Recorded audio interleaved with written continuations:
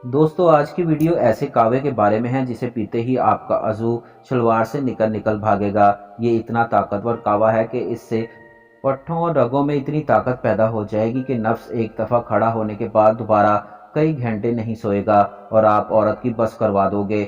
इससे मर्दाना टाइमिंग में भी खातर खा इजाफा होगा। आपका टाइम इतना बढ़ जाएगा कि आप हम बिस्तरी करते हुए सोच में पड़ जाएंगे कि बीवी तो 2 दफ़ा फारिग हो चुकी है, अब मुझे भी जल्द फारग हो जाना चाहिए। आपका दिमाग थक जाएगा लेकिन आपका अज़ू ढीला नहीं पड़ेगा। आइए अब नुस्खे की तरफ चलते हैं। सबसे पहले आप लौंग लें। लौंग नहायत ताकतवर चीज़ है। इसके बाद दालचीनी और तीसरे नंबर पर आपने इलायची लेनी है। तीनों चीज़ों का हम वज़न कर लें, इसे हवनदस्ते में कूट लें और इसका पाउडर बना लें। इसके बाद एक गिलास पानी पकने के लिए चूल्हे पर रख दें। जब वो आधा गिलास रह जाए तो इसमें 1 चाय का चम्मच इस पाउडर का शामिल करके पकने दें।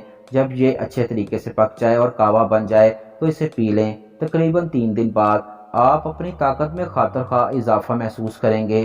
दोस्तों गर्म तबीयत के मालिक अफराद 1 चाय के चम्मच से आधा चाय का चम्मच कावा बना लें।